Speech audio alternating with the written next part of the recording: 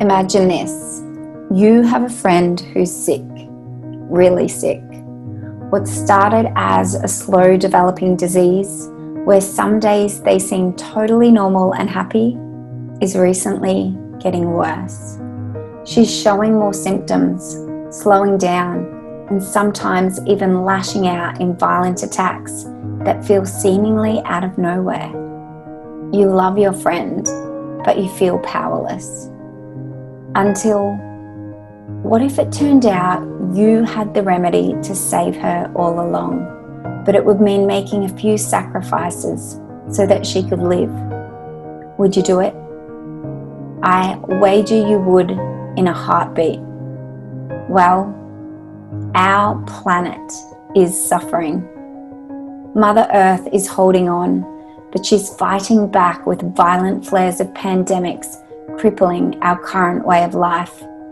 Superstorms that threaten homes and completely disrupt food and water distribution, and unprecedented heat waves and forest fires pushing our emergency workers to the brink. We can't find a solution to the problem until we've identified the cause. So how did we get here? Let's start with global warming, a catch-all term for a highly complex natural phenomenon. Yes, the planet does naturally cool and warm over thousands of years, but did you know that over the past 150 years, the amount of carbon dioxide in the atmosphere has increased by more than a third? That coincides with the start of the Industrial Revolution. Funny that. Turns out burning fossil fuels can do more than just heat our homes. It also increases the planet's temperature by almost 9 degrees.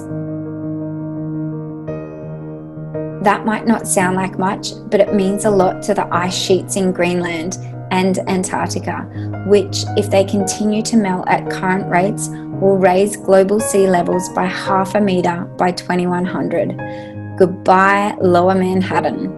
And speaking of water pollution, the latest studies from the Pew Charitable Trust report that without immediate action, the annual flow of consumer plastic into the ocean could nearly triple by 2040.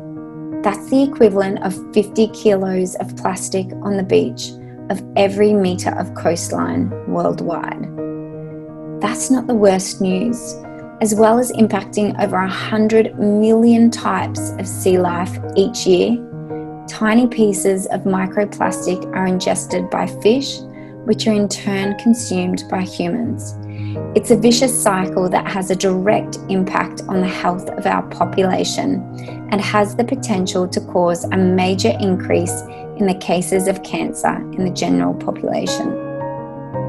Talk about a toxic relationship. And what about deforestation?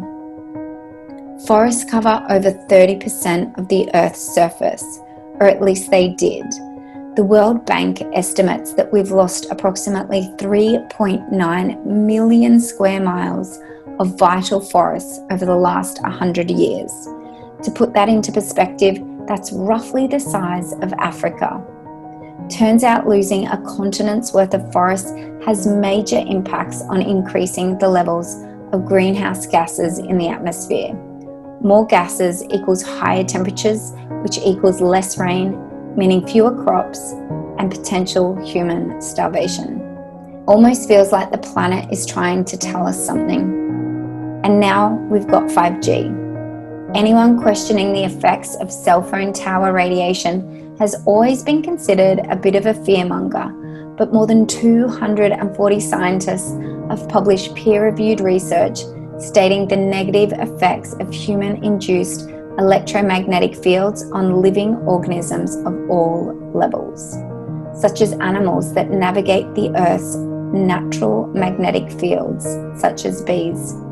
The decrease in the global bee population is one of the single most important crises humanity faces, because over a third of our food supply is pollinated by them.